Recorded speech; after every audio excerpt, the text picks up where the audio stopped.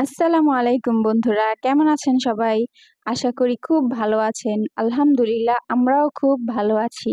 ঈদের এই ৩ দিন তো গরুর মাংস খেতে, খেতে একেবারে মন প্রাণ সব ভরে গেছে। এখন আর গরুর মাংস খেতেই ইচ্ছে করছিল না, খেতে কি দেখতেও ইচ্ছে করছিল না। তাই ভাবলাম একটু ঝাল, ঝাল কিছু বানিয়ে খাই। তারপরেই চলে গেলাম রান্নাঘরে। তারপর এখানে আমি ঝাল ভর্তাটা বানানোর জন্য শুকনা মরিচ, পেঁয়াজ আর রসুন তেলে ভেজে নিয়েছি। এখন আমি এগুলোকে হাত দিয়ে ডলে, ডলে সুন্দর করে ভর্তাটা বানিয়ে নিব।